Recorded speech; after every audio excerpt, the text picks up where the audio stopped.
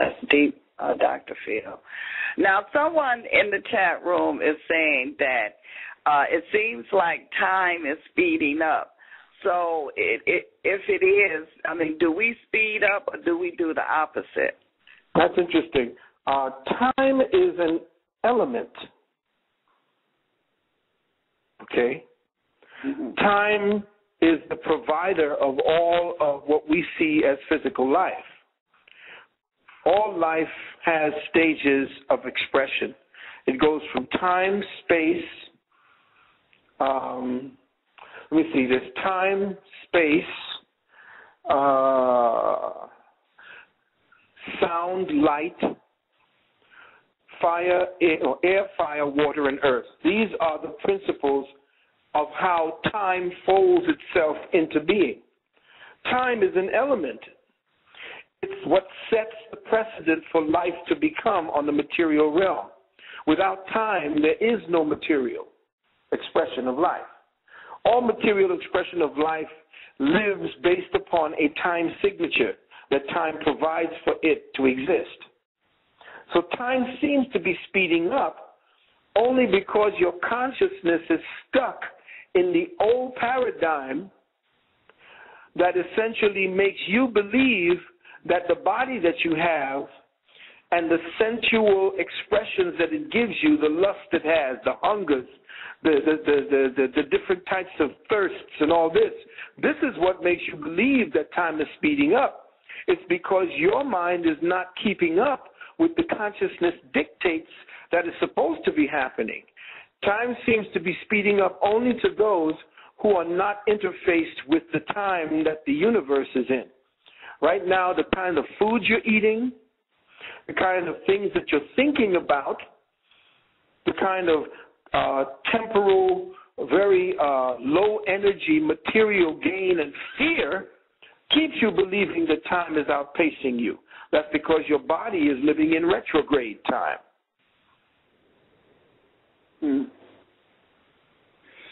And speaking of time, I know they talk about the Mayan calendar 2012, but also the parasites have messed with time. They've changed the clocks and the calendars.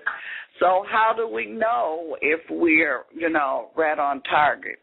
But you see, again, whatever time, the Gregorian calendar is based upon a slave maintenance paradigm. The Gregorian calendar essentially is based upon commerce. It's based upon the Europeans' consciousness structure. Our time, we had like 4 or 5 different calendars.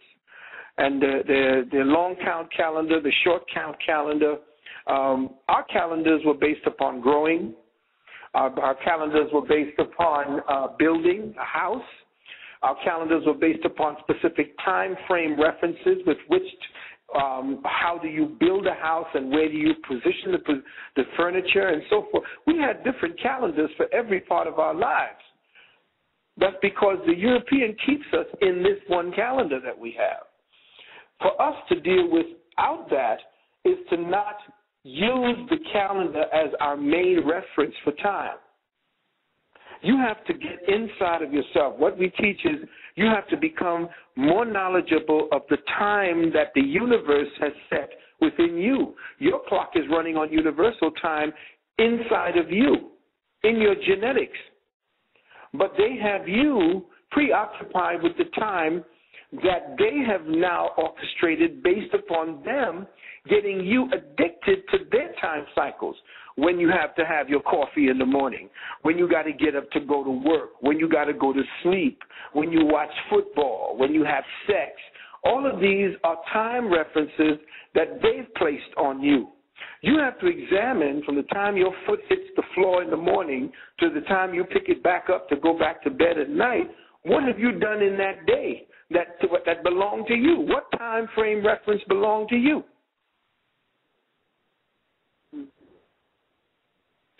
And someone also is saying in the chat room that that we are multidimensional, that we can be in different dimensions and time at the same time.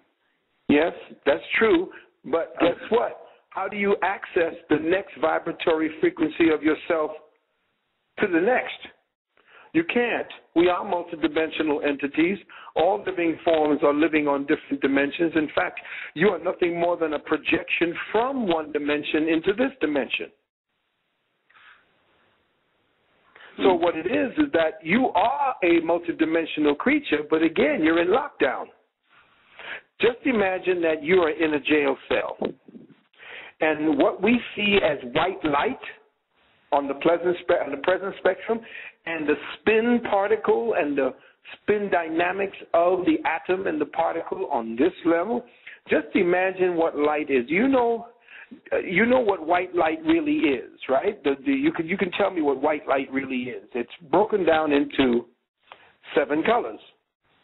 Well, just imagine that those 7 colors are actually the bars of your prison.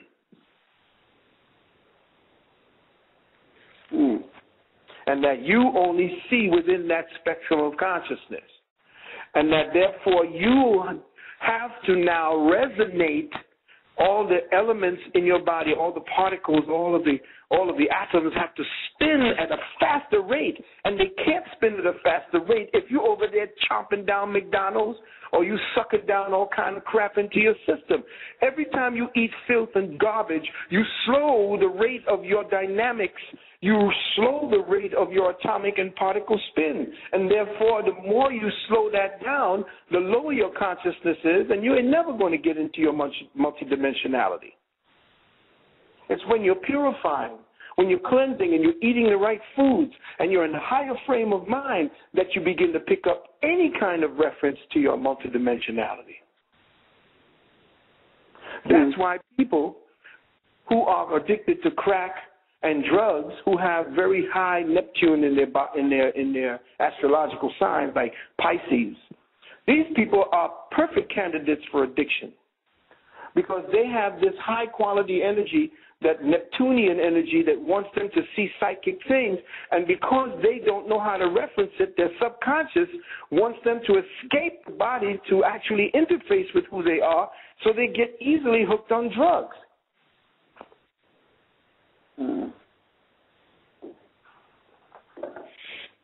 Wow. Now, someone else is asking, well, they're saying that we are seeing that the parasites are organized. Is there an opposition leader or group to fend them off? I will not talk about that on this phone. Okay. All right. Okay. So, but now you're saying that individually we can get out of this prison. You just broke that down for us. Yes. It has to be something that you come to clarity with. There is an inventory that we must all do for ourselves. There is an inventory that we must take that will reveal to us just how bogged down we are in the illusion that they have created. And to do that, it takes a little while. But with perseverance, with continued dedication or livocation towards that, you become more and more aware of who you are essentially. There is an essential self, and then there is this superficial self. You have been preoccupied. You have paid all your attention to the superficial self.